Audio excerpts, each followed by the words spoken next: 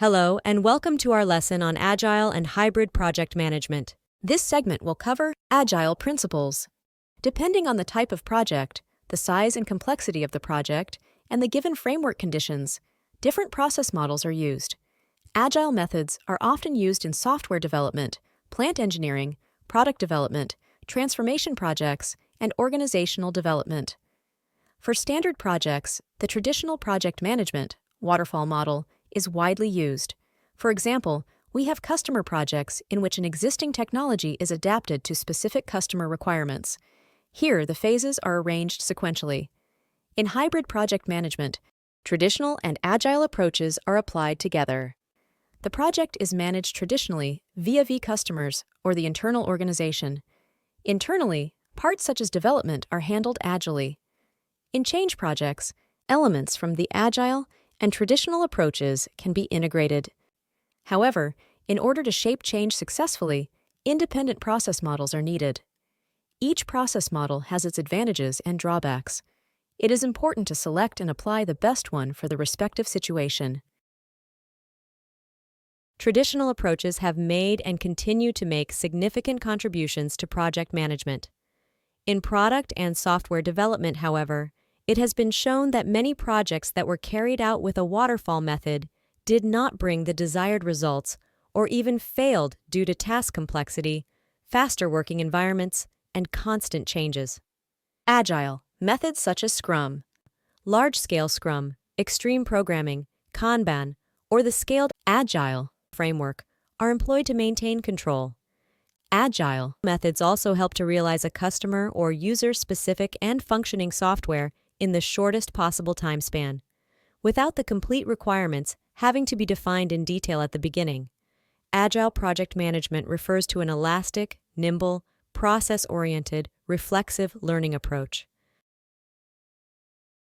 The Agile principles and values were published in the Manifesto for Agile Software Development and are as follows.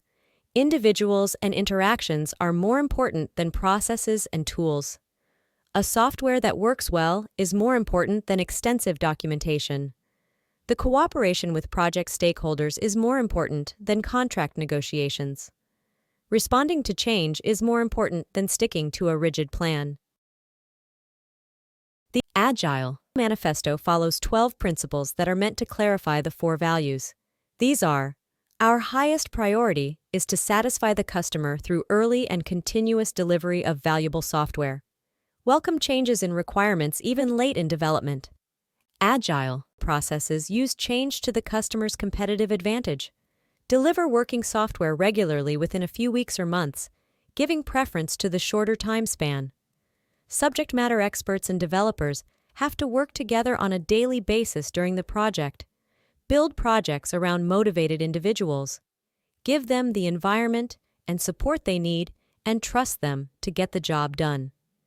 The most efficient and effective way to communicate information to and within a development team is face-to-face. Well-functioning software is the most important measure of progress. Agile processes promote sustainable development. The project owners, developers, and users should be able to maintain a steady pace indefinitely. Constant attention to technical excellence and good design promotes agility. Simplicity, the art of maximizing the amount of unnecessary work not done, is essential. The best architectures, requirements, and designs are created by self-organized teams. At regular intervals, the team reflects on how it can become more effective and adjusts its behavior accordingly. The values and principles of the Agile Manifesto can also be applied to areas outside of software development. In an agile approach, the dimensions, time, and budget are rigid, but the result, the scope, is flexible. In a traditional approach, the scope is usually set while the time and budget dimensions remain flexible. This is a principle that often leads to time delays and budget overruns in projects. Scrum was initially very strongly influenced by the lean and innovative ways of product development in Japan. Scrum consists of a few rules. The start phase, initialization and product conception, is followed by iterations or sprints during pre-planned intervals of time. The agreed-upon partial assignments are processed by teams that do and organize things acting largely on their own responsibility. The basic principle underlying these forms lies in the relatively short and predefined iteration cycles, within which highly motivated teams independently develop and test solutions. In the process, learning experiences or new user insights flow into the next cycle. In Scrum, there are 3 roles or responsibilities: product owner, developer, and Scrum Master. The role of the traditional project manager either does not exist or is divided up between the 2 roles of product owner, technical and content-related control, and the Scrum Master, method specialist who removes any hurdles. The requirements for this are recorded in a prioritized product backlog. The content and prioritization of the product backlog change continuously during the project, which means that changes can be dealt with easily and flexibly. It is the product owner who controls the product backlog and determines the prioritization. Scrum is an empirical process that follows a credo of inspect and adapt. The achieved result, increment, and the ways of working are regularly assessed in the sprint review and improved retrospectively. This ensures continuous improvement. In sprint planning, the product owner specifies his priorities, wishes, and the sprint goal. The developers decide on the effective content of the sprint according to the pull principle. The phase concept can also be applied to Scrum in an adapted form. In the initial phase of a Scrum project, it is essential that a product goal is first developed.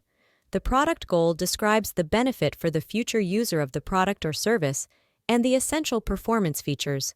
Furthermore, the initial product backlog and the release plan are created in the beginning phase. Agile approaches have proven to be more flexible, faster, and more economical than planning-oriented project management in complex areas. One way to think about the relationship between Lean, Agile, and the Kanban method is to consider Agile and the Kanban method as descendants of Lean thinking. In other words, Lean thinking is a superset, sharing attributes with Agile and Kanban. This shared heritage is very similar and focuses on delivering value, respect for people, minimizing waste, being transparent, adapting to change, and continuously improving. The Kanban method is inspired by the original lean manufacturing system and used specifically for knowledge work. It emerged in the mid-2000s as an alternative to the agile methods that were prevalent at the time. The Kanban method is less prescriptive than some agile approaches and less disruptive, as it is the original start where you are approach.